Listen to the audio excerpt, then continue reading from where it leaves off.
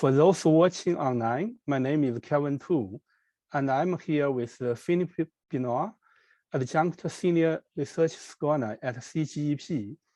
We are going to discuss challenges and opportunities of engaging state-owned enterprises, or SOEs, in climate actions. SOEs are major drivers of greenhouse gas emissions at both national and global level, and yet they are often ignored in the climate debate. Before I invite Philippe to deliver his presentation, I would like to briefly bring three issues to your attention. First, back in 1978, when Mr. Deng Xiaoping opened China to the outside world, the size of the Chinese economy is only about 6% of the United States.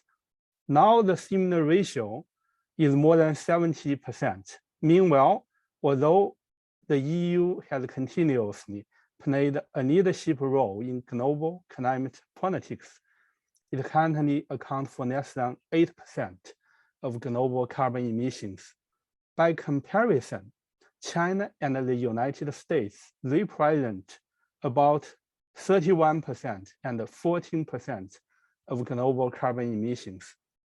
In other words, unless both China and the US are working very hard on clean energy transition, the planet cannot hope to meet the Paris Agreement goals. Second, even before the ongoing Russian-Ukraine war broke out in February 24th this year, a global energy shock had already stirred widespread energy security anxiety across the globe, with significant negative impacts on global climate agenda. For instance, while national coal production and coal-fired power generation in China increased by 5% and 9% year over year, in 2021, similar growth rates are as high as 18% and 24% for Germany. In other words, concerted international efforts are in urgent need to move global clean energy transition agenda forward. Third, as the managing director of Agora Energy Transition China, I am working with my colleagues to explore corporate transition strategy of Chinese energy companies. According to our preliminary research findings, in the power sector, SOEs owned by the Chinese central government account for more than 60% of both installed power capacity and the national power generation last year. In the coal mining sector, central SOE account for about 1/4 of China's national coal production, or more than 12% of global coal output. By comparison, in the oil and gas sector, Chinese central SOEs account for around 95% of national output for both oil and gas. In other words, it is vitally important to better understand Chinese SOEs' role and characteristics before China's dual carbon goals could be achieved. Now, without further ado, I would like to invite my colleague Philippe to deliver his keynote presentation entitled State-Owned Enterprises, Key Players in China's Clean Energy Transition. Philippe, the floor is yours. Great. Thank you very much, Kevin, for that introduction. And thank you very much again to the Beijing Center for hosting this event. I hope you'll find it interesting. I have a PowerPoint presentation, which I'm going to share.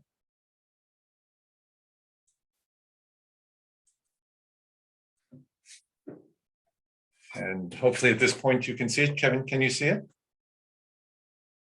Yes. Great. Go Thank ahead, you. please.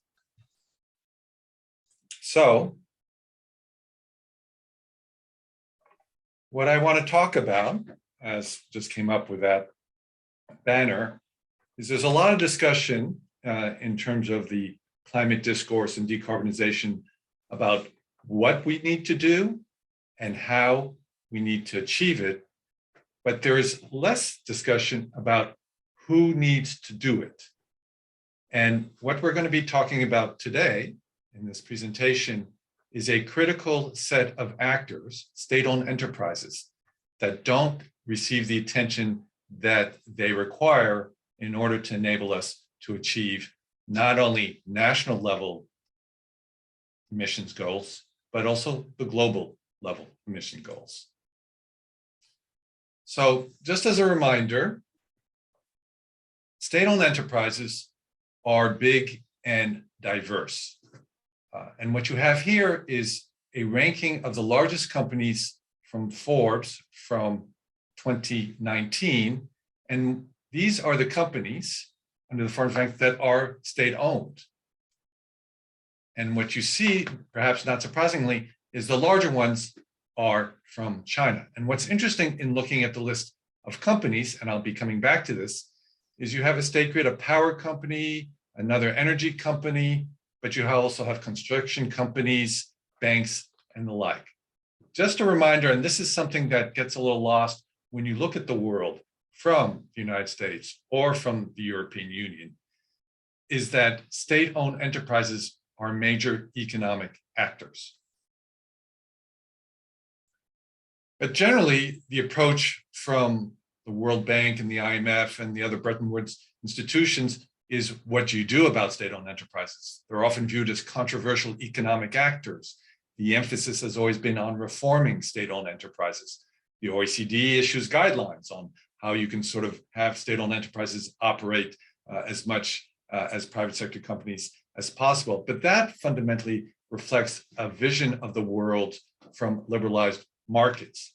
The critical issue, and in particular when we think about the Chinese context, and this is true for many other contexts, is notwithstanding these efforts to reform and even privatize in many cases state-owned enterprises, they are a reality. They're here today. They will remain here in the future, and they are big players when it comes to the question of climate change. Now, in that regard, it's also interesting to see when we look at things at a global level, where in fact can we expect energy growth to be taking place? And often, as we know, traditionally, when you have energy growth, unless you have low carbon action, you are going to see an increase in emissions. This is just looking at the electricity sector. Under the IEA's projections, China will need to add another United States in terms of production over the next 20 years. India will add another European Union in terms of power sector output. Big additions in Southeast Asia, the Middle East, and Africa. Small additions in the United States. Small additions in the European Union. And the point here is to say that basically, when we look at what state-owned enterprises represent today, when we think into the future, it is precisely in those countries like China, like other emerging economies, where state-owned enterprises are very prevalent, that we expect to see the most increase in energy demand. Now, one big thing to recognize when we think about SOEs is they are big and diverse, and they are key to the climate issue. Power companies, coal, gas, but also hydropower, nuclear, solar, state-owned enterprises are very present in those sectors. But it isn't simply a question of the power sector. It's also in terms of energy suppliers, as Kevin touched upon, coal companies, and also obviously a certain number of national oil companies in China's economy as well. Importantly, when we're thinking about the drivers of emissions, it's not simply the supply side, but also the consumption side. Cement, steel companies, heavy industry are users of fossil fuels and significant emitters. Even in transport, airlines, and one that people often forget about are urban transport systems.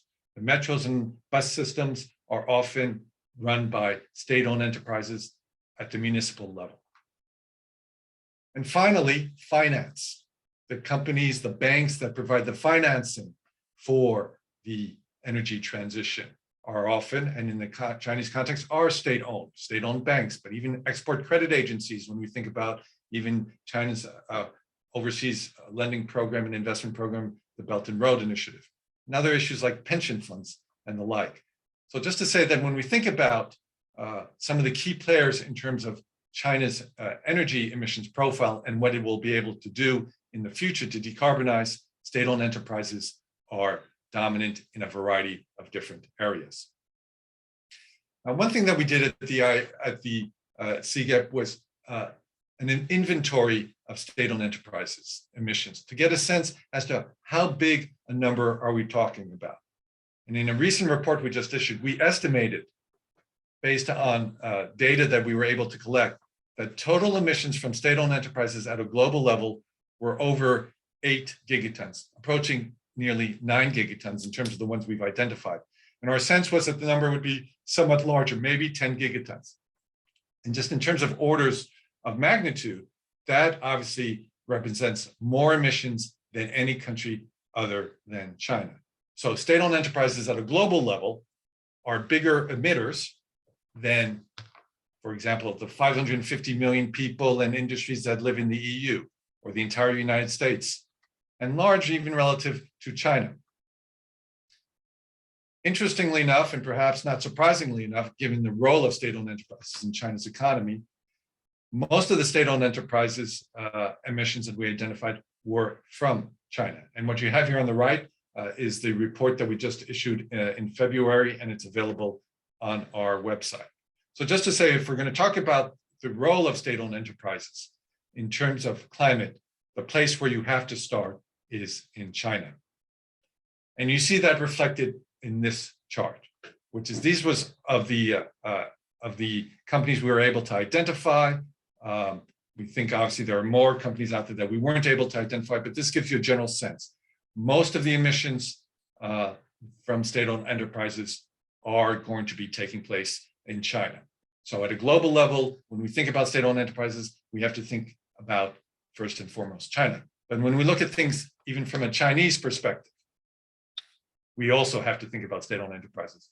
What our research has indicated is that about half of China's emissions come from its state-owned enterprises. Obviously, one big reason for that is large concentration of ownership of China's coal power plants. But what's critical to understand here, when we say that state-owned enterprises are major drivers of emissions, it isn't simply because they emit a lot. They also are major suppliers of low carbon alternatives, zero carbon alternatives, in particular utility scale. One of the reasons is because of the large ownership concentration of large hydropower in the hands of state-owned enterprises. But also when we think about nuclear as well, another strategic area where state-owned enterprises are major actors. Again, to emphasize the point that when we're talking about the role and the need to engage state-owned enterprises in climate action to reduce emissions, it's not simply a question of state-owned enterprises being emitters, but also because, in particular in the Chinese context, state-owned enterprises are major providers of zero carbon alternatives. Now, in talking about state-owned enterprises, it's important to also mention how they differ from private sector companies. Private sector companies, you have private shareholders that own energy companies. The objective is normally a pretty simple one, profit maximization for the shareholder. And as a result, one of the major drivers that people often talk about in the international climate discourse are pricing drivers. And I want to just sort of stay here for a couple of seconds to say this scheme and this schematic is what tends to dominate much of the international climate policy discourse to date. But the reality is, when we're talking about state-owned enterprises, we're talking about a government shareholder, not a diffuse set of private shareholders. And a government shareholder who builds these energy companies for a variety of objectives: economic development, social development, providing access, profit generation, a whole slew of objectives that extend beyond the issue of profit maximization. Profits matter for state-owned enterprises and for the government shareholder, but the purpose of the state-owned enterprise from the government shareholder's perspective extends far beyond the issue of simply having a company make a profit. The support for economic development is critical. And the other interesting issue we have, obviously, in the Chinese context is a recognition that not all state-owned enterprises are owned at the national level. You have provincial state-owned authorities that own state-owned enterprises, municipalities. This is true in the power sector. This is true in transport. And so you're looking at a variety of other factors and drivers as well. And when we think about state-owned enterprises, what this government ownership does is provide a variety of additional avenues to influence those companies. It's not simply a question of putting in place a carbon tax, and I'll come back to this, which is what you would need to do to try to influence the private sector. The fact of the matter is there's a much closer relationship between the state-owned enterprise and the government in terms of trying to affect climate policy, as well as complexities, for example, the relationship between the central government and provincial governments. So when we're thinking about the state-owned enterprise context, as compared to the private sector context that tends to dominate much of the discussions in the international climate discourse, is a much more complex area. And that means also that we can't just simply assume that all state-owned enterprises operate like the private sector. In fact, we need to develop incentives and support mechanisms for the low carbon transition that are tailored to the realities of state-owned enterprises. And one important point to recognize is because the government actually owns these state-owned enterprises, that opens up additional avenues for governments to influence climate action by their companies. That can include shareholder directives. There's government at a board meetings indicating that they want a state-owned enterprise or a series of state-owned power companies alike to adopt low carbon objectives and the like. Another critical way in which the government can influence what a state-owned enterprise does is through its ability to appoint and dismiss senior management. If they find that the head of a particular power company is not carrying through on their objectives to, for example, decarbonize, they have the ability to hire and fire. That is not something that a government has when they're dealing with a private sector. There are also ways in which they can be very supportive, ensuring that, for example, the state-owned enterprise puts in place incentive systems that reach beyond the chief executive officer to the rest of the cadres, senior management, middle-level management, lower-level management, to incentivize low-carbon investments, and also helping state-owned enterprises to be able to transition through capacity building and the like. This is something that has been very successful, for example, in Mexico and other countries. And fundamentally, aligning the state-owned enterprise's mandate with the low-carbon transition objective of the government. So fundamentally, a route that a government has in China, because of its ownership of the state-owned enterprise, is to exercise its power as the shareholder. It also can find itself in a situation where it's easier to provide other forms of support from one public sector entity to another, for example, preferential loans and other things where it may be a little more problematic for the government to provide incentives to the private sector, which may be viewed in some ways as corporate welfare. Fundamentally here, what we're talking about is coordination among different parts of the public sector. Similarly, on research and development, an area that China is emphasizing more, putting more and more money into public sector institutions on terms of advancing research and development for the low carbon transition, hydrogen and other areas. Another area when it comes to the low carbon transition that is critical when we think about renewables is often the renewable sites, the best renewable sites are located far from demand centers. So the ability of the government through other associated agencies to build, for example, transmission lines that can hook into a new power plant are ways in which the government, through its ownership interests across the public sector, can support this. And finally, an important and often overlooked areas is just creating new state-owned enterprises or encouraging the old state-owned enterprises to go into new areas. This is obviously something that we've seen in nuclear previously in China, and in potentially hydrogen is an area where state-owned enterprises going forward will have a potentially big role to play. Now, what's interesting about what I've just described here is that this type of system, in particular the government shareholder power, does not apply to private sector companies that dominate the energy sectors of the United States, the European Union, and the general proposition. There's often a question there about trying to motivate the private sector through market mechanisms, and I'll come back to that. What they don't have, that China has, is the opportunity to, in essence, support state-owned enterprises and to get them motivated to support the clean energy transition. Because an important factor here, and this is particularly true in the Chinese context, is that self-motivated state-owned enterprises can be a very effective vehicle to undertake decarbonization action. Now I'm going to just spend some time on market-based approaches, which tend to dominate, unfortunately, I'll say in some ways, the international climate discourse. Why do I say unfortunately? It's because in some ways, they're really not well adapted to the frameworks in which state-owned enterprises operate. So one that often gets a lot of discussion are emissions trading schemes.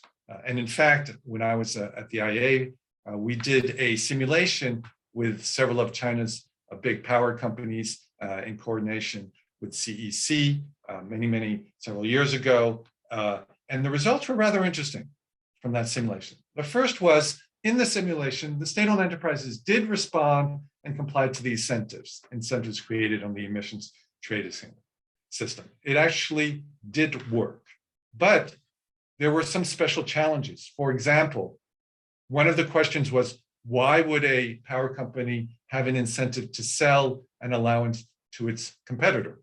Because in contrast to private sector companies where their objective is to maximize how much money they have, often what we see with state-owned enterprises is they don't like to generate too much profits, because if they generate too much profit, often criticism will come back, well, your tariff is too high, there's too much financial concentration in the power company, when the purpose of the power company is to support the rest of the economy. So in the simulation, we had to do something funny, which was one of the ways that the participants would win was complying with the carbon constraint while also maximizing the amount of money they had at the end. And that was just designed to create incentives to sell allowances.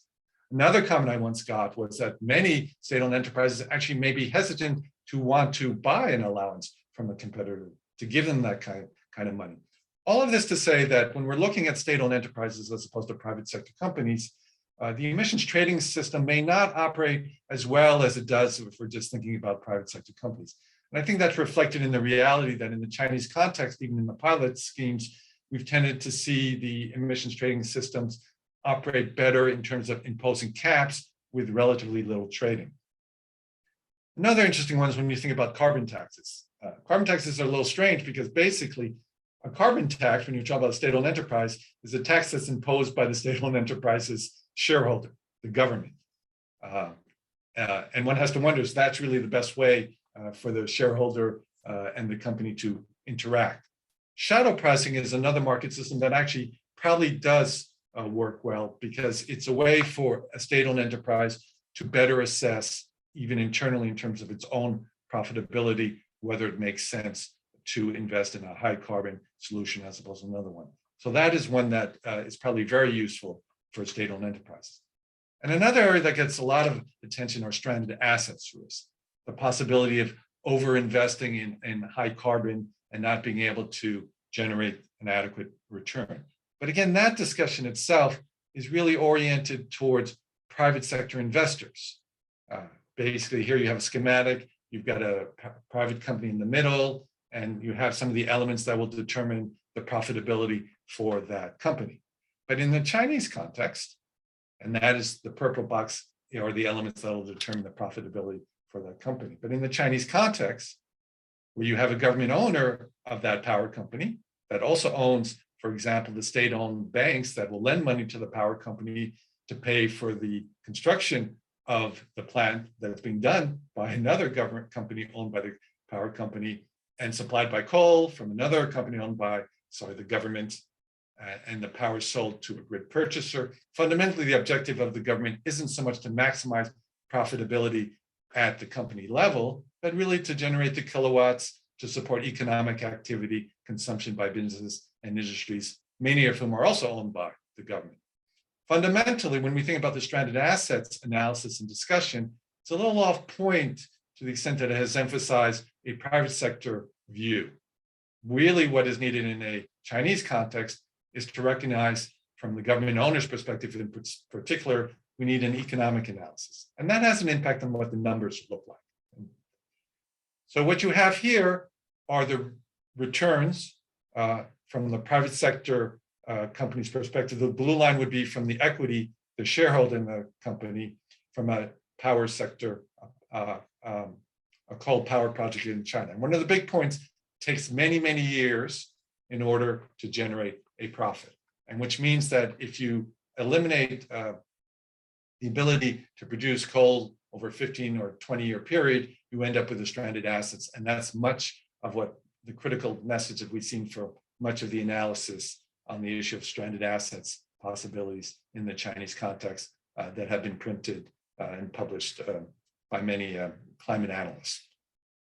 But when you look at it from the government's perspective, where the benefit again is the economic value of the kilowatt hour to the consumer, and also where some of the costs are really just internal transfers between different parts of the government, different state-owned enterprises, you actually end up with a different type of return profile, potentially a much higher return profile. And there the question becomes, at what point, from the government's perspective, does this represent a stranded asset? Or maybe more accurately, has the government wasted its resources by overinvesting in coal? The critical point here is to say, even when you think about stranded assets, we need to look at it in terms of a government ownership of state-owned enterprises, not a private sector investor investing in a power plant in the United States or in the UK. And another point, I've focused a lot here on emissions. But it's also critical to remember that state-owned enterprises are key when it comes to the issues of resilience, in particular the resilience of the electricity sector, but also other energy supply systems. Why? Because, for example, in the Chinese context, the major grid operators, State Grid and the other, are owned by the government. So when it comes to ensuring resilience of the electricity system and the energy system generally to the negative impacts of climate change, state-owned enterprises are critical in that regard as well. Now, I've focused a lot on state-owned enterprises in China, but the reality is that some of this prevalence of state-owned enterprises is not simply the case in China, but also across many other emerging economies. Brazil, India, Saudi Arabia, Malaysia, you see a list here on the right. And basically what is notable is that most advanced economies, the United States, European economies, and the like, the concentration of state-owned enterprises is much smaller than in emerging economies. And here, what you have here is from the inventory that we did, some of the emissions from state-owned enterprises across some of the critical countries. And the countries in orange and green to the left, you see, are basically either emerging economies or Saudi Arabia and Russia. The point here is to emphasize that when we're talking about state-owned enterprises and thinking about how to deal with state-owned enterprises, it's not simply an issue of China. In many other countries, state-owned enterprises are also major driver of national level emissions. So some final thoughts. The first is that state-owned enterprises are, again, to repeat the point, major drivers of China's emissions, over half of their emissions, and also will be major drivers in the decarbonization effort because they are major sources of low carbon alternatives.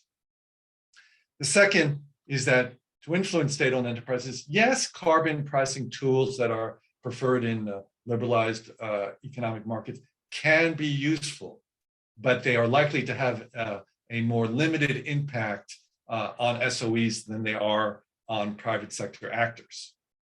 And as a result, for China, where state-owned enterprises play such a critical role in emissions, it needs to develop a climate policy toolkit that's better adapted to its geopolitical and political economy realities. It needs a toolkit that can take advantage of the fact that there's state ownership in order to advance the clean energy transition. And in that regard, state-owned enterprises can indeed be strong players in decarbonizing the systems. We see this across the Chinese system. There's a lot of innovation, a lot of resources, a lot of technical capacity that have been thrown at developing low carbon alternatives. And so sometimes there's a tendency in Western liberalized markets to say, the moment you say state-owned enterprises, they say, bad, privatize, but that is too limited a view, and in particular, an inappropriate view when we're thinking about the Chinese context and the critical role that state-owned enterprises can play in decarbonization.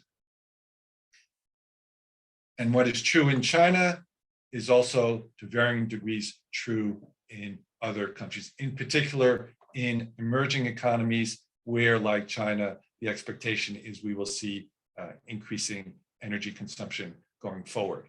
And so as a result, when we think about things in terms of the international climate discourse, there's a real need to pivot away from a view of economic players as if they're operating in a liberalized market system in the US or the UK or somewhere else, and rather spend much more energy thinking about how can you support and incentivize state-owned enterprises as part of the low carbon transition. And because of that, China's success in being able to reduce its emissions, China, where state-owned enterprises generate about half of the emissions, as well as global success, given the important role of state-owned enterprises in other countries, will depend on state-owned enterprises engaging in climate action. In order to get that government commitment, the commitment of the shareholder and government direction to these state-owned enterprises will be vital. And in order to best enable translating that commitment and direction into action, developing state-owned enterprise adapted climate policy tools are needed. Thank you very much for that. What you have here are some of the recent publications from CGEP and from CGEP authors on this issue of engaging state-owned enterprises in climate action, including the greenhouse gas emissions inventory, which I cited, as well as a report on analyzing the stranded assets perspective for government shareholders. Thank you very much, Philippe, for your very insightful and also informative talk. We will now move into a moderated discussion and then open it up to questions from the audience in a little bit of time. For those of you joining us via Zoom, you can submit a question for the panelists at any time by clicking on the Q&A button at the bottom of your screen.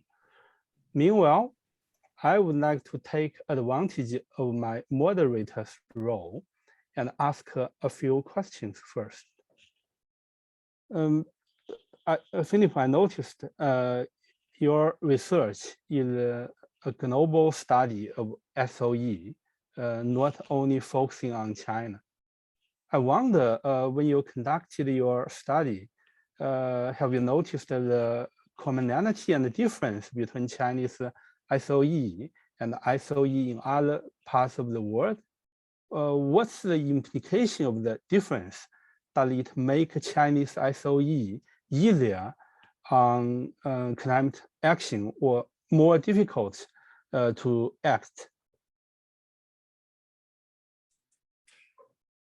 Thanks a lot for that question. Yes, as you pointed out, our study was global. And what we found was that SOEs differ depending on the country context and also by the sector. So, for example, one of the big differences you tended to see was between power companies, which basically are created as a general proposition to generate kilowatt hours for the local economy, and national oil companies, which often are created, not in the Chinese context, but often were created by countries to sell their natural resource to other countries. So you immediately have different dynamics across different sectors, depending on, in some ways, how strategic the role of the state-owned enterprise is and the nature of what it contributes. If I just, for example, focus in on the area of power, because one thing that we did was, in one of those study reports, was we did some case studies. We looked at the power companies, state-owned enterprises in Indonesia and Mexico versus in India and in China. And one thing that you see immediately, and it has a critical impact in terms of how you engage with, let's say, the state-owned power company, is whether you're looking at a vertically integrated, largely dominant power company, or you're looking at a power company that faces competition. So in Mexico, you have a vertically integrated, largely dominant power company, true in PLN, while in China, you have a very interesting situation where you have competition among different state-owned enterprises. And as a result, that will have an impact maybe in terms of what are the best policy tools to use. As a fundamental proposition, though, and just to sort of sum up, China presents two big advantages in terms of the ability of state-owned enterprises to advance the low carbon transition. The first is that the state-owned enterprises are relatively well endowed. Good financial resources, good technical resources, strong management team, strong operational context, which means that to the extent that they decide to do something, they are able to do that. In many other countries, state-owned enterprises lack that kind of technical and financial capacity. The second is that in the Chinese context, you have a strong relationship between the state-owned enterprise and the Chinese and the governmental authorities. And as a result, what that means is to the extent that there is a prioritization by the government and a clear prioritization of a certain objectives, you can expect to see relatively good alignment with the state-owned enterprises. I think the reality is, having said that, in today's context, we're seeing some ambivalence from the Chinese governmental authorities in terms of prioritizing the low carbon transition versus shorter economic issues. And that obviously is reflected maybe in the uptick we're seeing both in new coal power plants and coal consumption as a general proposition. Thank you very much for your response. It's quite interesting. Yes, when you talk about the strong ties between government and the SOEs in China, indeed, once the Chinese leadership made the pledge to peak national carbon emission before 2030 and achieve carbon neutrality before 2060, SOEs immediately followed suit, and they started to formulate their own carbon peaking and carbon neutrality strategy. However, against the backdrop of rising energy security anxiety, when the government starts to focus more on energy security instead of climate action, then because of the exact same strong ties, SOEs maybe easily switched towards another direction. Now, I would like to ask another question to you. Just now you compared SOEs with private enterprises and mentioned that self-motivated SOEs could be very effective on climate action. However, my question is, since SOEs are owned by the government, how could they become self-motivated? Because I think in some ways it's actually even reflected in going back to the Chinese context you're talking about, right? Which is fundamentally you have an SOE and you have management within the SOE, and the management with the SOE is very conscious of what its shareholder wants.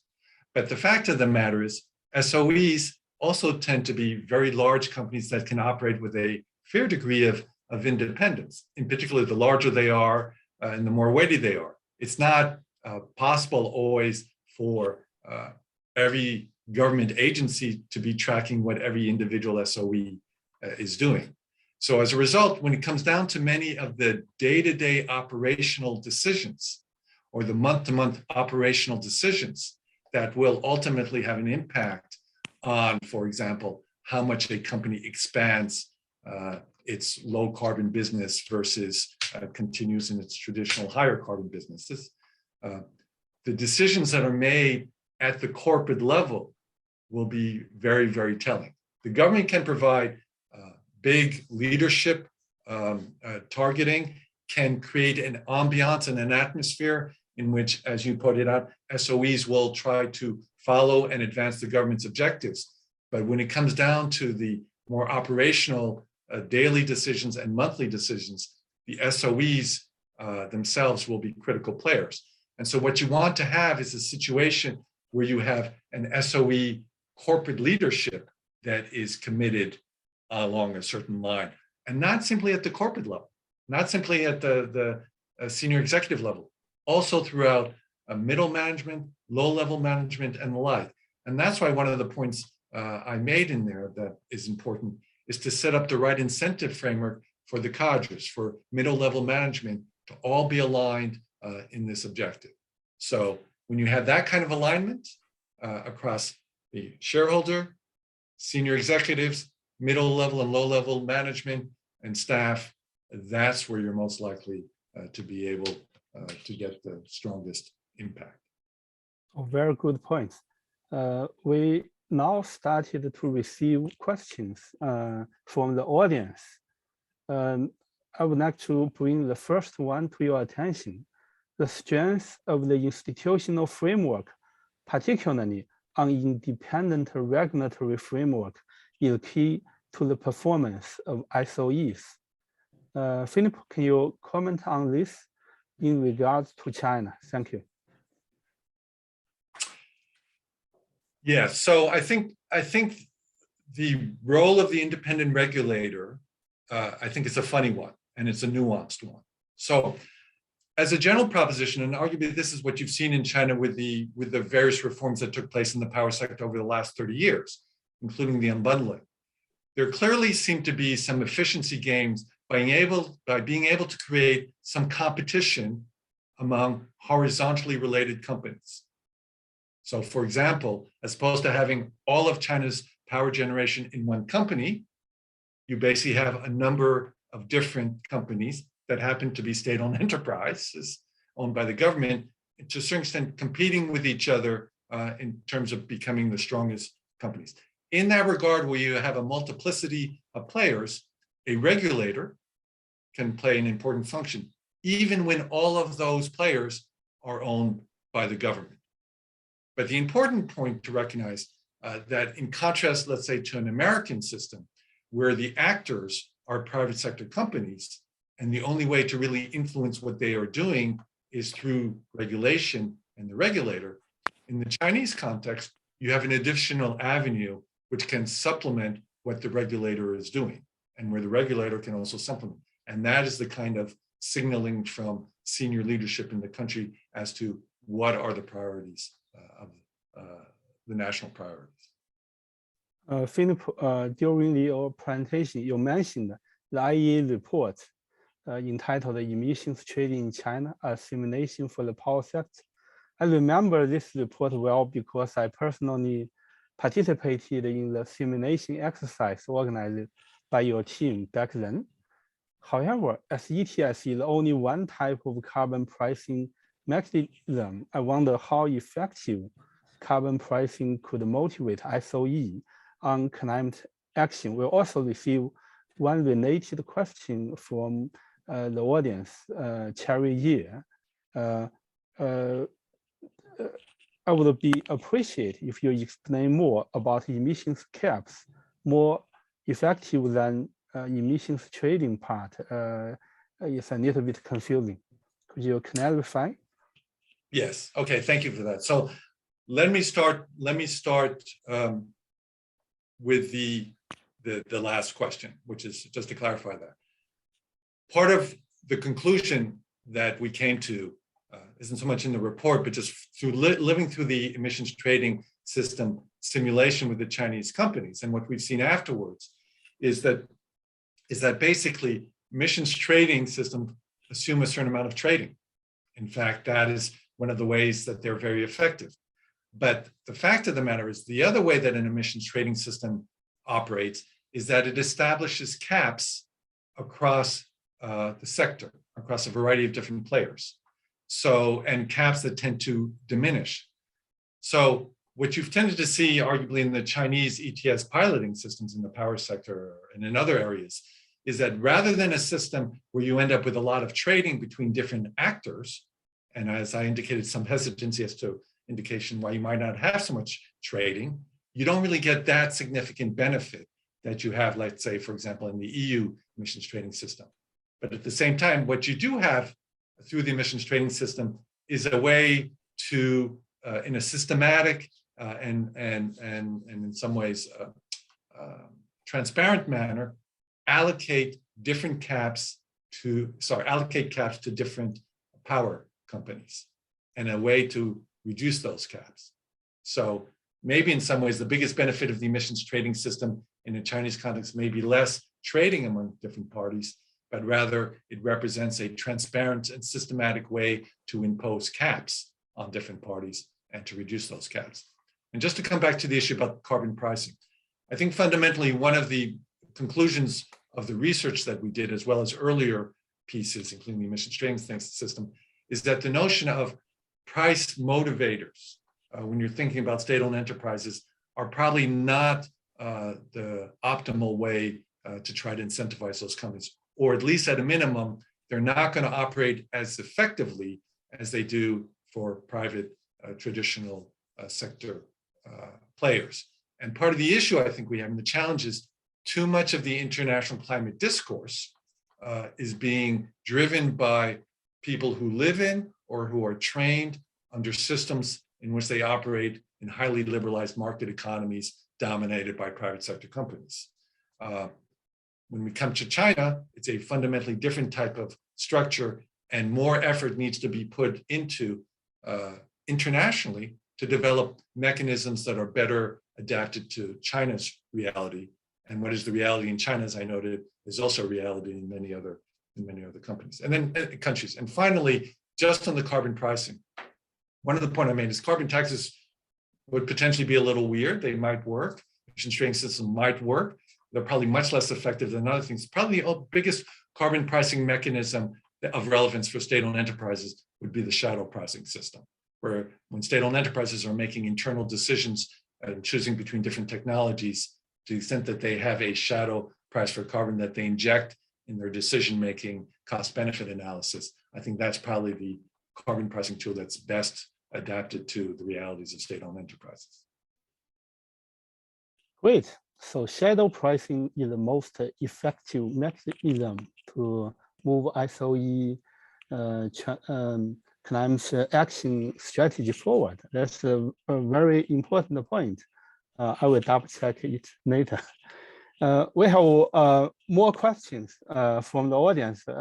So now I will raise some additional questions. Let's keep the answer short so we may be able to finish more. Could you comment on the role that financial institutions, especially government-owned bank, can play in the clean energy transition? So government-owned banks can play a big role and will need to play a big role in the low carbon transition. And one of the important points is to recognize that when you have a government-owned bank and a government-owned power company, the ability to coordinate action is greater. And in some sense, the willingness maybe of the public sector for the public-owned bank to provide support to another public-owned entity might also be greater, as opposed to a situation where you're having, let's say, preferential green financing being provided by the public sector for the interest and the benefit of a private sector company. So to just sort of say, financial institutions will be critical, in particular in an economy like China, where the public financial institutions play such a big role.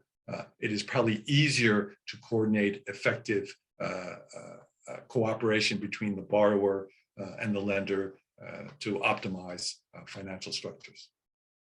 So Philippe, what do you think of the role Chinese SOEs can play in the context of foreign policy, geopolitical settings, especially in terms of Belt and Road Initiative?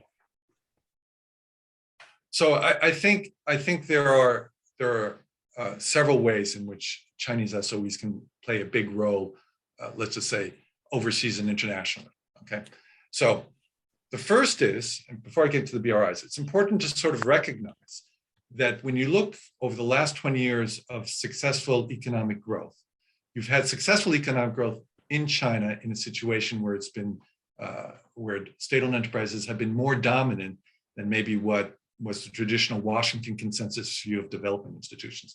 And the world has looked at that. Developing countries have looked at it and they've seen China has been able to succeed with its state-owned enterprises. Yes, there are inefficiencies and the like, but that means that that is a model that now becomes more relevant for the rest of the world, rest of the emerging economies when they're thinking about their development pathway.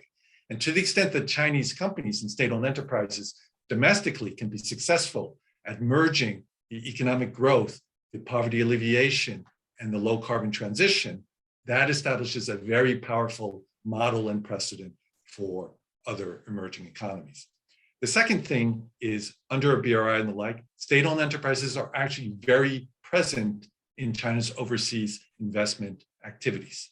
And to the extent that state-owned enterprises in their overseas investment activities under a BRI or otherwise favor the low carbon transition and favor low carbon investments in emerging economies, that will also have a very beneficial impact.